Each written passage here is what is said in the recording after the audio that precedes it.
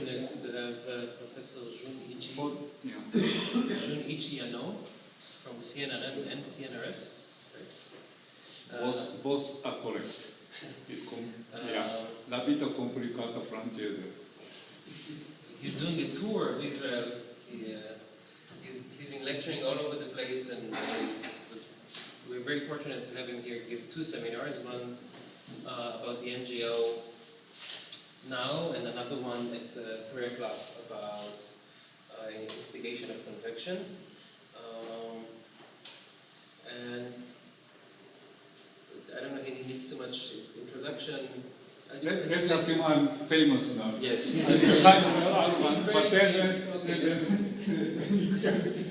I'm sorry. Actually, it was kind of surprise how he contacted me, and he made a mistake that he thought I was going to give a talk at the same name of building at his campus rather than University of Tel Aviv.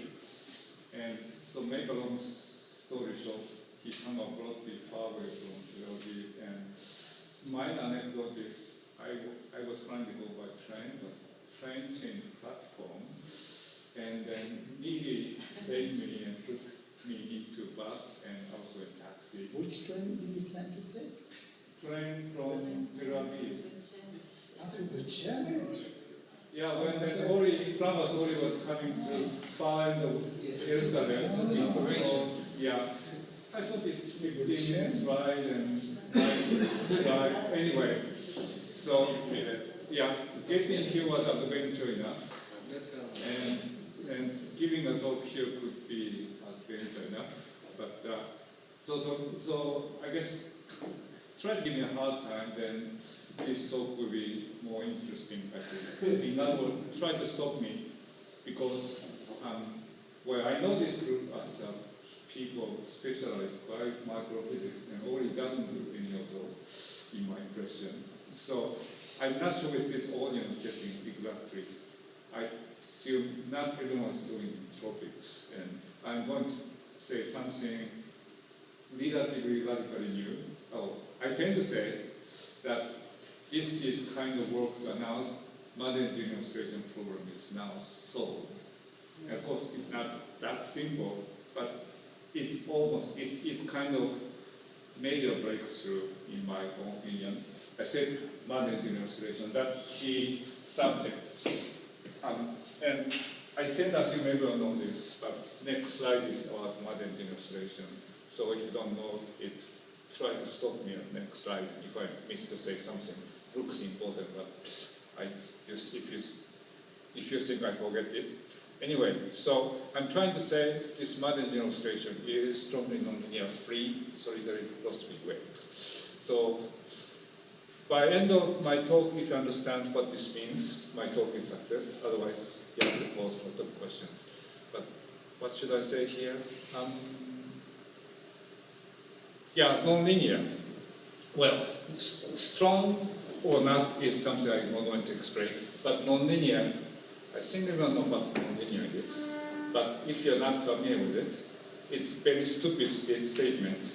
But what nonlinear is, something not linear. And I stick to this logic all the way in my talk, because I mostly talk about linear theory to explain what is nonlinear. And kind of weakness of my talk is I don't show actual formulation of this theory mathematically. Just explain basic idea, stick to linear argument to lead to the nonlinear idea. So again, if you want to know some details, try to stop me. And the main thing, the paper already appeared. It just, I think, page has been fixed, and I'm not sure how to copy arrived to you now, but you can see the correctly formatted version online in JAS, and done jointly with Joe Tribbia. And he is really key person for this work, because this, nonlinear wave solution is actually derived by Joe himself about 35 years ago. It is this nice analytical solution about the solitary Rossby-Wave. And he also did some numerical demonstration. That part he never published it. So we read it So this theoretical part is kind of 30 years old. But important thing is to argue this simple analytical solution is relevant for Madden-Julian Oscillation. So key thing is not to explain theoretical details, but I prefer to say this in French that raison d'être is important here. Or this is Christian theology, but we call it apologetics. I'm not sure how it in Jewish. That we need apologetics. So that's main thing I stick to develop my apologetics for doing this. So, okay. This is the best audience love the word apologetics, I think, so far. Anyway, important thing is this word free. And free means it's not forced by anything. It's bit of jargon, wave theory, they are forced wave, free waves, so not forced by anything. And the most important thing is, so it's free from convection. So we think convection important over tropics. So I'm going to argue, I have to say this very carefully, convection is not that important as we tend to think. So that's the main argument of this talk. So it's a wave that's born non-linearly? Yes. It was born 100 years old, like grown up. No, this comes and out. So it grows out of linear theory. No, it grows out. It starts from linear theory, yeah. But, okay. So this theory is not complete. You are getting to bottleneck of this talk. So yeah. But this theory is not complete, so we need convection something in the end. But we point out very basic process. So yeah, let's get back to this a little bit, because I have to explain what Madden-Julian Oscillation is. That's the next. So this is phenomenon kind of discovered by Ron Madden and Paul Julian, actually 71, and this is from their second paper, 72, that gives a very good idea about schematics drawn by them. Time goes downward, and this is longitude kind of height section over tropics, so we can read geometrical, geological locations. And this kind of phenomena start over Indian Ocean, and convection develops here. This is conventional. And as convection develops over Indian Ocean, low-level convergence and upper-level divergence develops, and convection enhances and Pacific. And there's this active convection, and this low-level, upper-level convergence and divergence begin to move eastward with time, about 5 meters per second, up to dateline of the Pacific Ocean. And typically, convective component dies out, but drive component moves from main all the way around back to the Indian Ocean, taking about 30 to 60 days. So that's the basic rough idea of Madden-Julian Oscillation. Eastward propagate kind of atmospheric equatorial wave. And because observation is strongly coupled with convection, its convection is considered a key component of this oscillation process. And we call it oscillation, but it looks like this again. I said it's going back to Indian Ocean, but the signal coming back to Indian Ocean is pretty weak. So it could be better to consider this as a single event. And then I'm going to talk about explanation only for this part from over Indian Ocean to the Central Pacific, the slow propagation. And from here, actually this is essentially Kelvin wave is propagating 50 meters per second. So the dynamically this process is something very different. So I only want to explain this part as a free wave that argue, although there are active convection going on, this law is not as important as what we used to be. So yeah, what mechanism is question. And so this is a very different perspective for Madden-Julian Oscillation. Upper level is upper level swing function, below and lower frame is lower level swing function, about, well, level is 150 and 400 pascals, and it's about, oh, I can't remember, it's 10 days apart, and then it's each flow pattern is over 10-day average. And on top of this, don't worry about the colors underneath.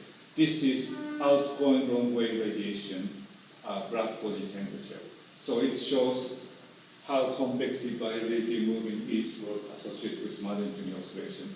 But from this dynamic point of view, what stuck our impression is this dipolar vortex associated with convective activity that also gradually moves eastward with time.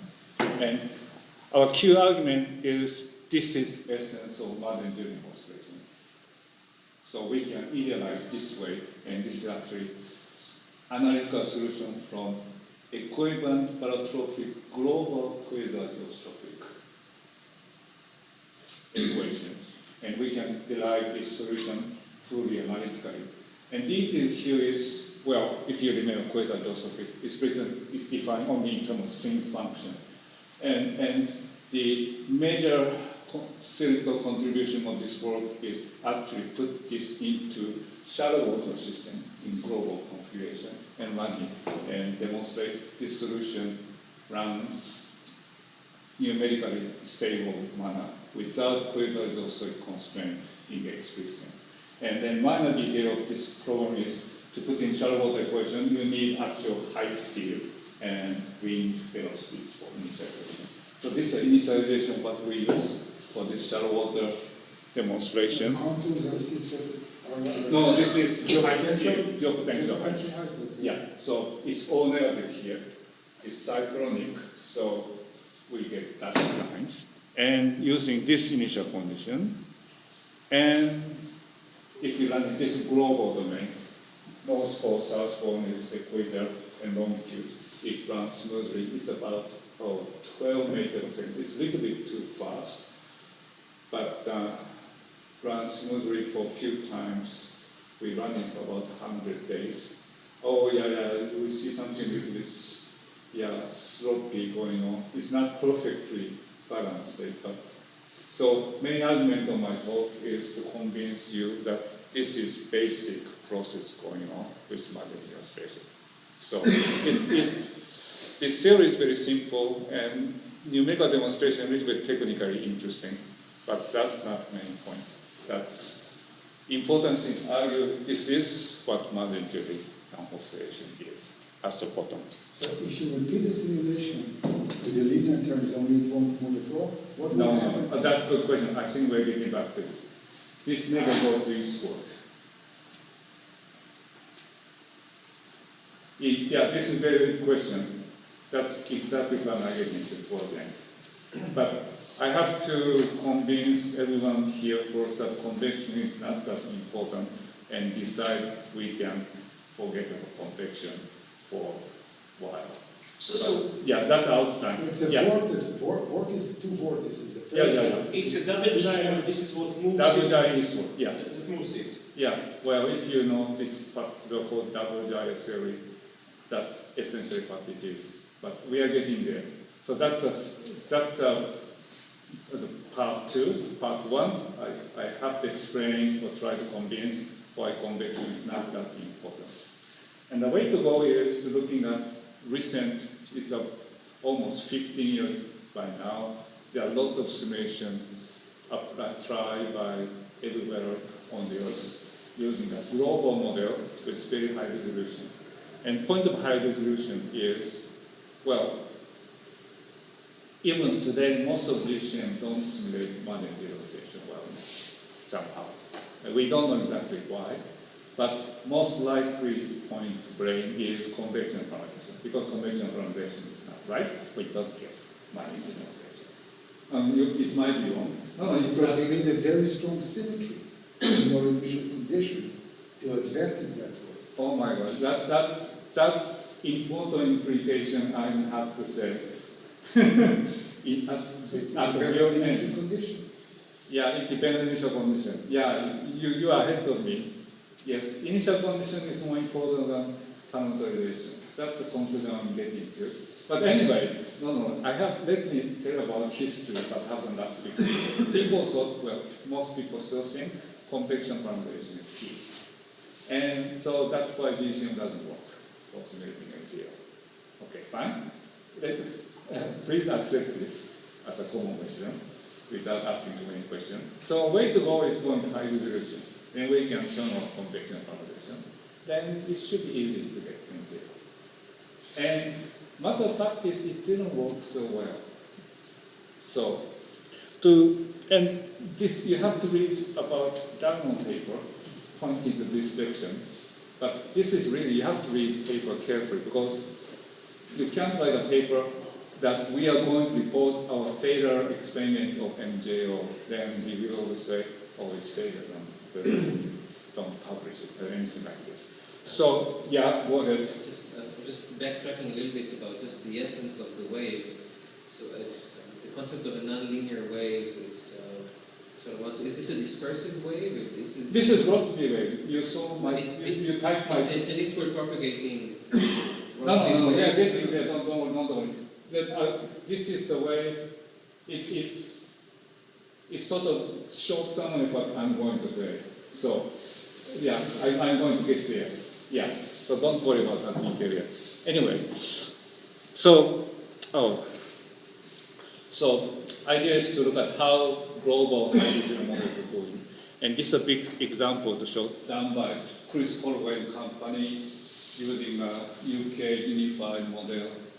And they use this domain. I said global. Most of the domain is kind of the tropical channel.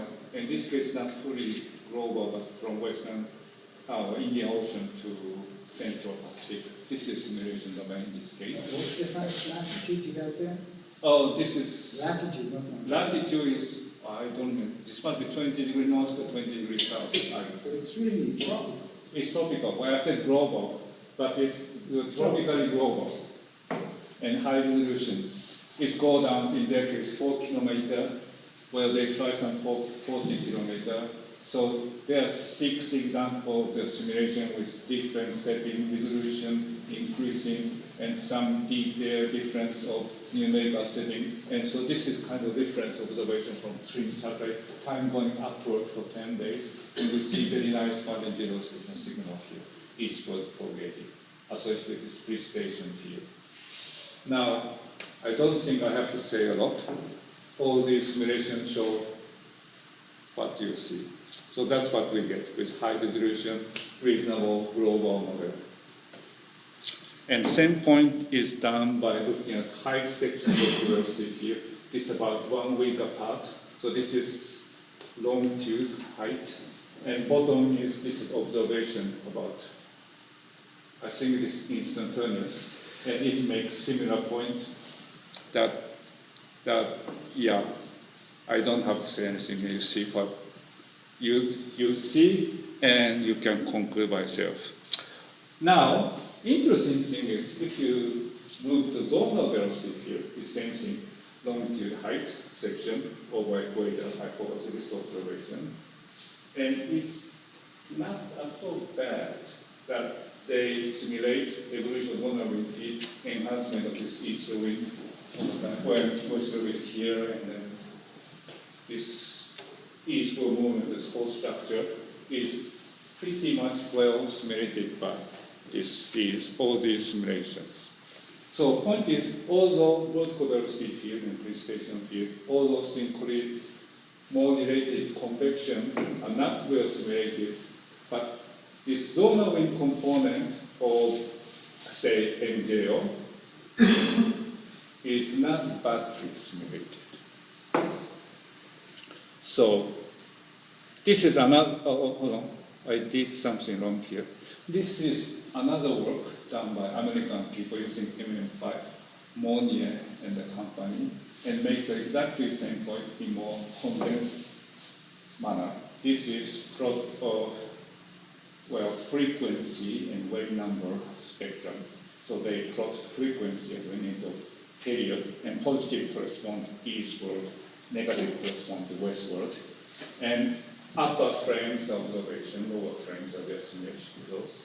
And then, yeah, the left-hand side is zonal wind at 850. So this observation, we see this is signal for Madden-Julian Oscillation associated with what found in zonal wind. field, and this is their simulation plot. Well, it's kind of weaker, but not so bad. But now this OR has a signal of convection, see an MDO signal, and this is what I get. And bottom line of this result is, we see this only after multiplying factor 3. So this convection signal corresponding to MJO is pretty weak, even though they got reasonable zonal wind signal corresponding to MJO.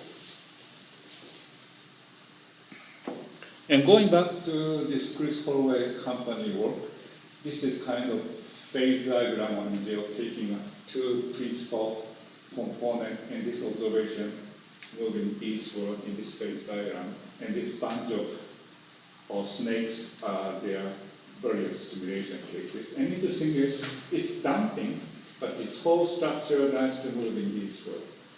And important thing to remember, these principal components are mostly defined thermodynamical fields, such as zonal wind. So what we saw in the two previous diagrams is more clearly demonstrated in this way. So again, we got zonal component eastward propagation kind of simulated. So that's some summary of current status of global model simulation of MJO. We got quite a difficulty of reproducing convection field associated station for MJO, but somehow large-scale circulation, especially found in terms of zonal wind, is pretty much correct, not so bad. So that gives the idea that, dynamic component MJO can be well simulated without getting convection correct. So that's the conclusion we are getting to. So it leads the idea of, can we think of something we might call dry MJO? Forget about convection for a while and just get MJO right, just by dry dynamics.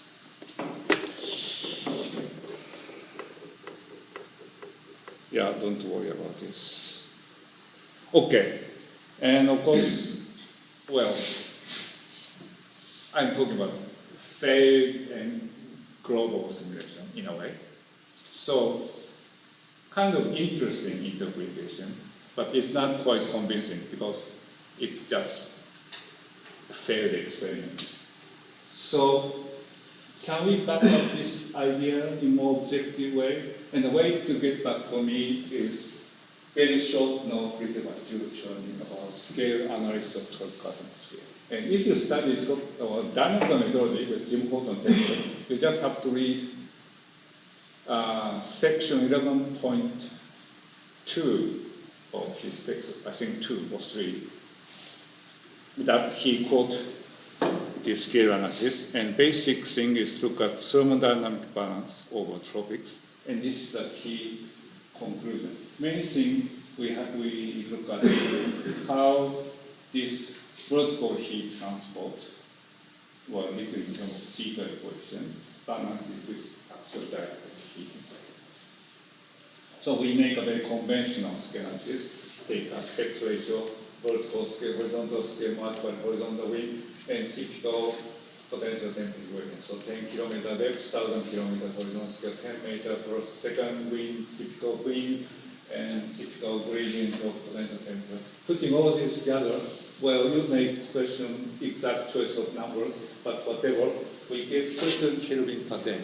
So if we take aspect ratio for estimate of vertical velocity, uplifting will be lead to certain Kelvin per day cooling. That is too strong, well, compared to typical dielectric heating rate. That is more than. But it's only because your W is on the order of 0.1 meter per second. Yes. So Your point W is. is way too strong. Pardon? In your calculation, your vertical velocity is way too strong. And you know why? Because you wanted it to be strong. Honey? Because you wanted it to be strong. In your No, calculation, I didn't. I just put blindly 10 kilometers southern in 10 meters per second. I'm saying what you got, what you get eventually is a W that's 0.1 meter per second. That's way too much. You take 10 times D over L, you get And what do you know what? 0.1 0.1 W. Then what is wrong with this scale analysis? No, we use aspect ratio to get vertical velocity from horizontal wind. That we do normally. So what is wrong with You're it? off by an order of magnitude. Yeah, but there is Yes, exactly, that's what I'm saying. But the order of magnitude comes because your W is too strong. Therefore, W over Yes, Z- W is too strong. W- That's exactly I'm going to say now. W is too strong. W is what, do you know what it means? It's simple. Model magnitude of, well, if you do free mechanics, first thing to learn is you can estimate vertical velocity by aspect ratio and horizontal velocity. Usually, but not always. And this is one of the examples that doesn't work. So, in other words, horizontal divergence vanishes the leading order of this, whatever asymptotic you should take. So in other words, vertical oscillation is weakly divergent. So this aspect ratio multiplied by U gives two things in sense: estimate of vorticity and divergence. And this gives right estimate of vorticity by consistency, but this gives overestimate for divergence. So this divergence must vanish, it must be much weaker. So leading order circulation is dominated by vorticity and almost like non-divergent. That's what this analysis suggests. So if thermodynamic property is asymptotic non-divergence, if you don't like the word asymptotic, you may call it quasi-non-divergence, whatever. So that's what this analysis suggests. Okay. But next thing you have to remember is you shouldn't trust scale analysis blindly. There's something wrong, almost. So we decided to do a data analysis, taking a large scale array domain over Western Pacific, over total period, and actually compute divergent vorticity and how it looks like. So this is the result of 3 levels, 800 hectopascal, 500, 150, polarization vorticity, vorticity divergence, and I always have to excuse myself these small letters, but all you have to believe is the range for vorticity and range for divergence are the same. So, you know, each point estimate a particular moment and space for vorticity and divergence. And what you see is this very flattened scatter of these two values. Well, if you go up to top of it, it's oval. But overall, we can see that vorticity is always modeling under divergence everywhere. But all the level of troposphere over Western Pacific. So this is similar thing. We pick up, well, longitude time section, time going downward in this case, for vorticity and divergence. In this case, we pick up the level that vorticity and divergence are strongest. So we found very strong vorticity over lower troposphere, so we did 850. Divergence is strongest at troposphere, so we pick up 150. And we see nice Madden-Julian Oscillation, well, this one, and probably this one. Well, associated divergence field, of course, but that is also associated with vorticity field. And we need a little bit of imagination in this case, but we see more reddish part in vorticity than divergence. Even though we compare strongest against strongest, we see more vorticity. So we see kind of asymptotic non-divergence. And the maximum values are not different. Right? The maximum values. You are Are they the same order of magnitude? The Yeah, red yeah, spots. The red spots. Okay, Yeah. so when you Well- encounter the maximum velocity, the maximum divergence, I'm not It's sure not that this makes different. sense. We keep the same range here, but we may be not plotting the maximum here. So, okay. No. I don't want to be too quantitative here. So, this is this is really asymptotic argument that I don't say divergence is just negligibly small. It's kind of small. So it's kind of weak argument. But it gives us a temptation to just neglect divergence reading mode and see what happens. And we may see something interesting. So that's the basic idea. So that's the idea, asymptotic non-linear coefficient backed by scale analysis and partially by observational data analysis. So linear dynamics is dominated by voltage, purely defined by rotational component, dominated by voltage. And implication is there is no role of convection, at least the leading mode of dynamics. That would be a point to consider. So let's get the dry leading mode of dynamics. So asymptotic non-divergent. Can we think about asymptotic non-divergent MJO along this line? Let's keep those probably. See where we are. So we decide now at this point, probably you are not quite convinced, but I hope you see kind of making sense to try this way, that it's automatable, this then likely convection is not that critical to first approximation. So now let's decide to play this game. Let's forget about the convection and just try to explain MJO purely in terms of dry dynamics. And what we learned from textbook is tropical atmosphere is dominated by equator wave dynamics. So it must be kind of dry wave dynamics. And how we explain Madden-Julian Oscillation. So that's the question now. So there are two candidates. Well, Madden-Julian Oscillation kind of slow, so and then planetary scale. So we have to focus on slow planetary scale waves. So inertial gravity waves is not much. It's very fast and dominant small scale. So there are only two candidates. First one is of course Kelvin wave, and second is Rossby-Wave. And Kelvin wave looks more reasonable because it propagates eastward. That's fast. Yeah, it's too fast. It's very fast. It's 15 meters per second with typical tropical vertical profile. And worst part is we can't change this phase speed. Kelvin wave is non-dispersive. So it's just 15 meters per second with typical vertical structure. If you change vertical structure, you can, if you make it shallower, you can make it a Fitch wave slower.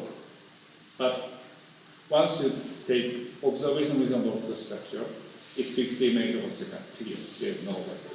So although Kelvin wave looks as such choice, but it's not slow enough and non-divergent, so it turns out to be hopeless to try to explain Madden-Julian Oscillation in purely in terms of dry Kelvin wave dynamics. On the other hand, Rossby-Wave is good because it's dispersive wave. So you can change phase velocity as you wish as function of wave number. So my proposal, let's try this and see how it is. So look at Rossby-Wave dispersion relationship. No one writes this way, but this is very compact. Phase velocity Rossby-Wave is minus beta parameter, as you know, multiplied by square of certain scale parameter, what we call LP.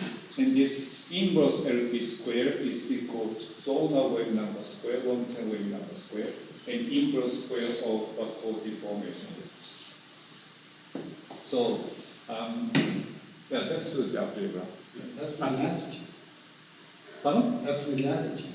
Mechanical. That's a mid-latitude wave. No. Tropical. It will boil down this way. I work out. It's a bit of tricky, you need a little bit tricky algebra to totally justify this, but this works for right at the equator as well. You have to, well, this part Right.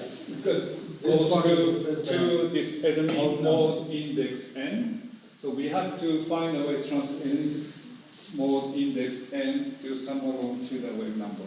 So that's kind of a little bit annoying part.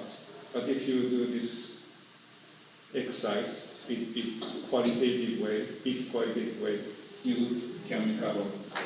We can work out this afternoon if you use it openly. But L won't have the mode number, the non-mode number won't have dimensions of 1/length. Well, I don't remember how it works out in terms of equator Rossby-Wave, but it must be dimensionally consistent. So that is not an issue. We have to somehow translate this index n to latitudinal wave number. And we did it with assumption, but then we get here again. So that is not a problem. So we know the beta parameter and typical phase speed, 5 meters per second.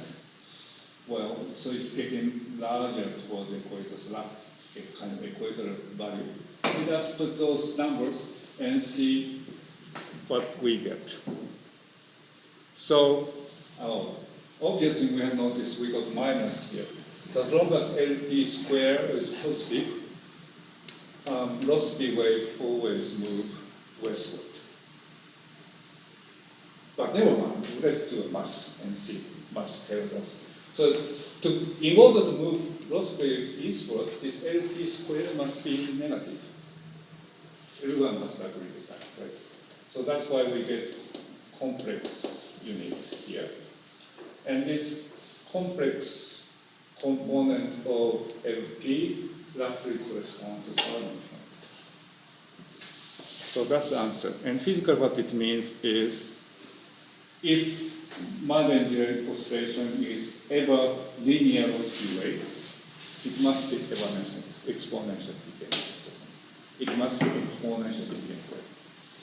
So, well, that is says. It's a bit annoying, right? But that's what it says. So we have to follow math carefully and try to interpret what it says physically, or it says evanescent way. And well, it's not very comfortable. But we can use this in very intelligent way, this conclusion. So I do this in two ways. First of all, looking at wave in latitudinal direction, and then apply same principle in longitudinal direction, and see what we can conclude. So, yeah, one thing I didn't say so far, although from Chris Holloway's case, obvious that I said global simulation, but domain is actually pretty much tropical, as you said. In other words, it's confined, in this case, it's pretty narrow, 20 degrees south, 20 north. People try 30 degrees south, north, 45. Whatever the case, it's tropical channel domain. And then they introduce the observed wind field at these equatorial walls. And then you get kind of dynamical response of Madden-Julian Oscillation. And so I discussed about this issue with quite a few people, and natural reaction was, okay, they got dynamical response, but it's just laterally forced. Then what? And and this is just demonstration, this point, that this is not right one, but it's best visual demonstration I found after using Ethan-Duffet global model. So this model is global. Oh, and then this observation of long wave radiation, I believe. And this is control one. I'm kind of getting weaker, but noticing that Ethan-Duffet model is not so bad. And they did two extra simulations for zonal wind 850. First one is just, well, two runs apply nothing to all the field above 35 degrees north. In this case, they nudge this higher northern hemisphere value to initial condition. Then somehow Madden-Julian Oscillation dies out much faster. And this second one is nudge this 35 degree north and higher to observe value this time. And so it's essentially putting a lateral forcing, observe lateral forcing. Then you get finite oscillation persisting much longer than control. So there's simple demonstration that we just laterally forcing, we get something much better. So argument, we're just getting the lateral response, nothing more. Fine. So it's very trivial. So let's do this exercise. Go back to linear theory and apply typical longitudinal wave number for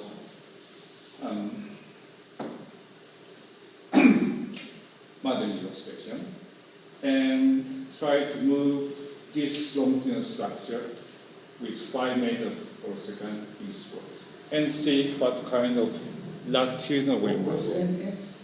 N is longitudinal wave number. So it's wave number. It's really wave number index that we say wave number 1, 2, 3.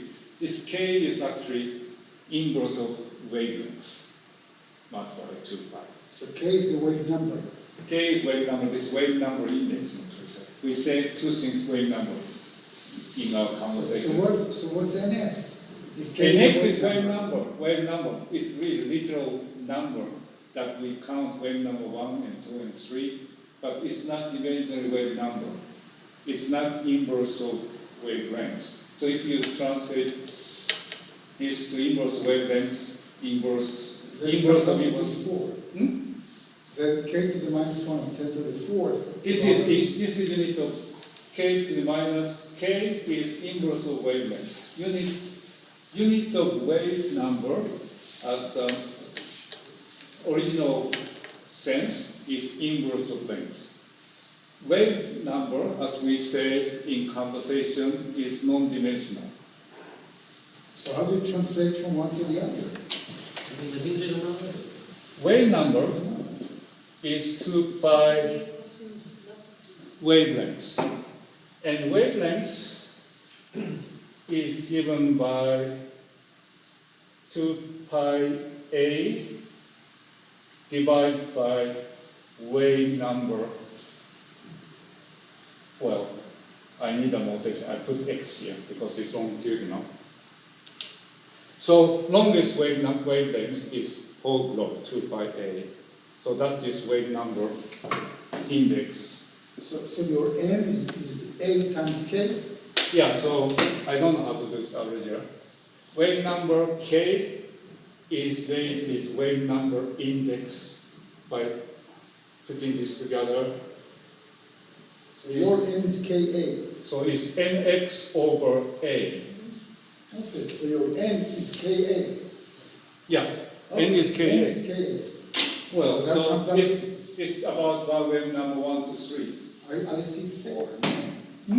Oh, okay. Wave number 1 to 3 is roughly 10,000 kilometers in wavelengths. Anyway, just put all the number and estimate longitude, latitudinal wave number. It's same story. We get imaginary wave number about scale 10,000 kilometers. So we are just like a lateral response, but if we are actually getting lateral simple linear response, then it will be decaying over 1,000 kilometers from the lateral wall, and you will see almost nothing like that equator. So linear response will never give you Madden-Julian Oscillation signal in this manner. So this is just laterally forced, but laterally forced response must be nonlinear. Does it say that? Yeah, well, almost. Yeah. So it's kind of nonlinear, looks like. So repeat same exercise to longitudinal direction. This order is not very well done, but just take, in this case, take a prescribed, observe latitudinal wave number and estimate zonal wave number. It's same exercise, kind of boring exercise getting. And you get, in this case, longitudinal wave number must be evanescent with scale 1,000 kilometers. So this is very interesting situation because you get evanescent wave decaying 1,000 kilometers this way, and maybe this way. So you can construct the evanescent wave this way. But try to interpolate this situation inward. Then, well, this is actually not evanescent wave, but exponentially enhancing wave. So at a certain point, this linear solution breaks down, and you should get something here in nonlinear dynamics. So make a long story short, you should get kind of crescent here, nonlinear crescent, and the nonlinear crescent gives you the exponent between tail. So that suggests that this MJO, dry MJO, must follow nonlinear Rossby-Wave dynamics. And this wave solution must be solitary, isolated crescent. Does it say that? Yeah. So it must be a solitary wave. So that we include. This is summary what we have done so far. Just replot Rossby-Wave phase B as a function of. Now we take K as a total wave number squared. So this is a typical dispersion relationship down to wave number square 0. And we extrapolated beyond this positive value equals to minus infinity at minus 2 inverse of deformation with the square. And beyond this, it comes back by positive, westward from infinity to gradually, eastward, gradually to slower slope rotation eastward. So implication is Madden-Julian Oscillation must be sitting somewhere. Yeah, so this suggests stronger nonlinearity. And we can have two types of the nonlinear theory. Here is kind of weak nonlinearity that leads to, solitary wave solution derived by John Boyd. And this is the one derived by Tribbia of the modern solution. So we get two types of theory, weakly nonlinear problem and strongly nonlinear. And then this distinction is made by this transition line. And important point is we have considered strongly nonlinear wave theory to get eastward propagation. If we just take weakly nonlinear, it only goes westward and just faster. So that's the point that MJO must be nonlinear Rossby-Wave and just not nonlinear, but it must be strongly nonlinear. So that's the theoretical part. Yeah, MJO is sitting there. So if it is strong nonlinear, what is the balance between what balances what? It's the balance between propagation rate and nonlinear advection rate. Two things balance at the leading order. The nonlinear advection end? And advection tendency. No, propagation tendency. Actually, the equation goes like this. Where can I delete those, or it's supposed to be something to keep? Well, probably I don't want to see someone getting angry. This is essentially quasi-geostrophic system. Can we have a better pen?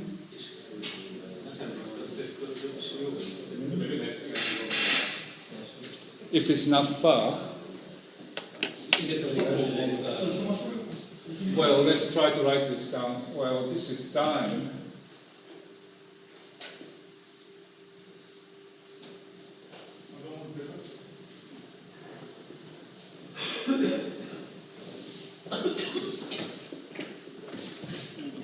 Oh, bravo.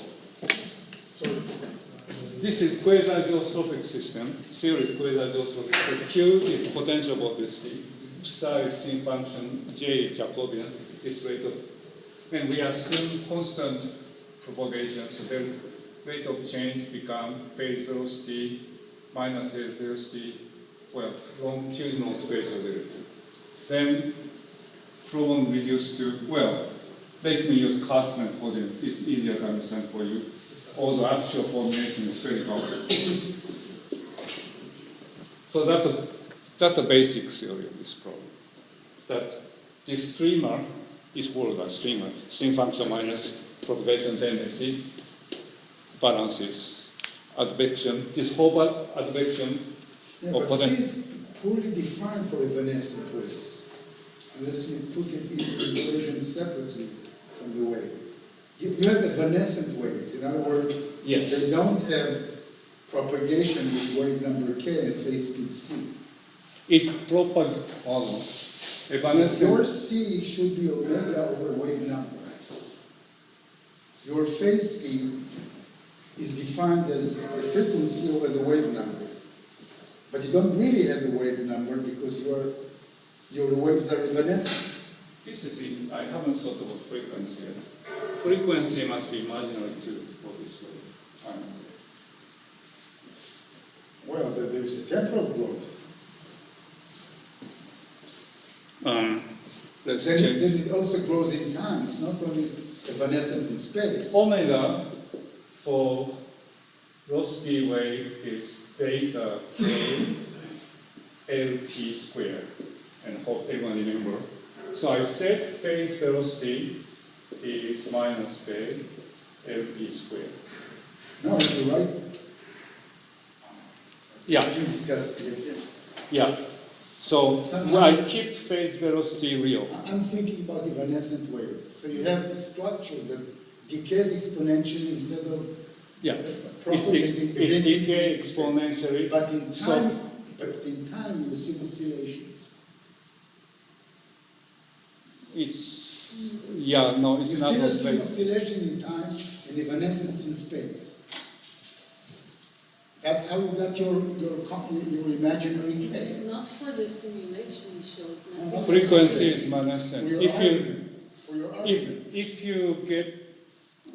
you get evanescent wave Uh-huh. and imagine this is propagating in certain direction, How does it propagate? following dispersion relationship of But linear this is wave. for real K. The propagation is for real K. No, that's the point. We can extend it to k square negative, and we get K consistent. squared negative is imaginary K. Yes, of course. If K is imaginary, then you have no propagation which fits your paradigm of evanescent waves. That's fine.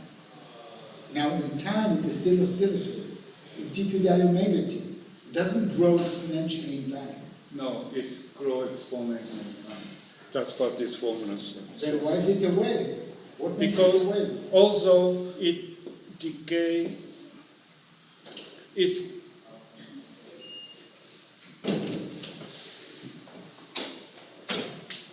we get solution like this In space? and time. So this evanescent exponential decaying. So we get exponentially increasing phase, and this is nonlinear, so you get something else, and you get exponentially decaying phase. And you see this both in time and space. So what you're saying is that it grows in space, in time. Yes.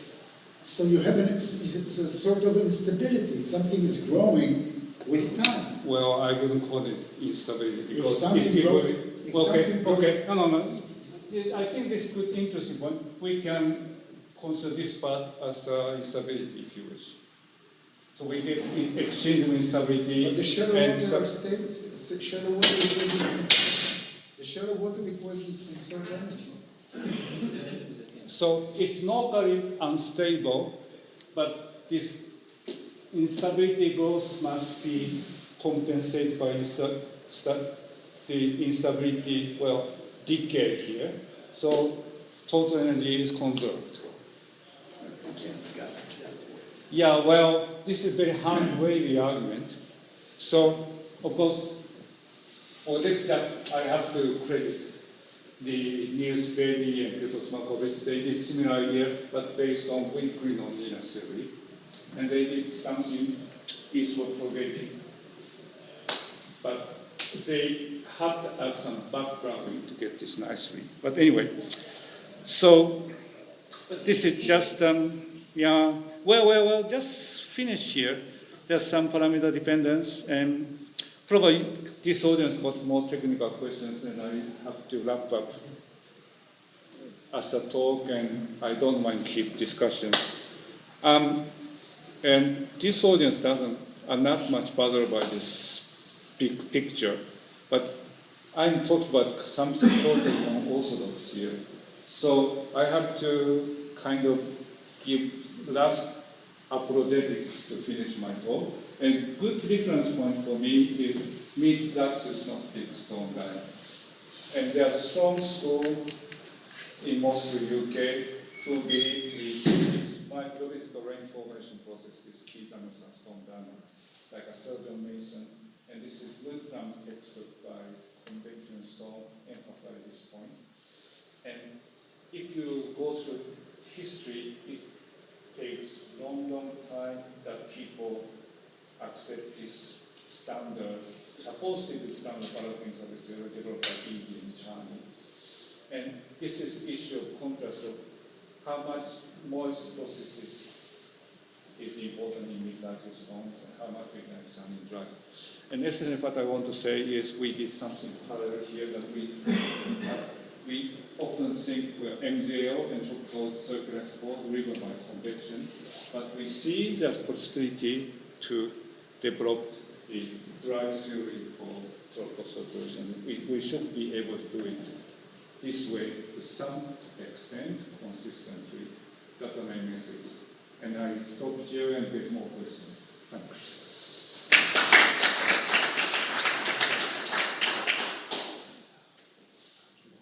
Yeah. If you look to it, your equation, the Jacobian, then Yeah. it's been used in some other cases also. I mean, if you assume some relation between psi and between the vorticity and the stream function, you can even end up with some analytical equation. Exactly, A solution. that's exactly what we are going to do. Yeah. Well, we assume linear relation of potent velocity against streamer. And keep And on. how good is this assumption? Huh? How good is this assumption? Many people use it.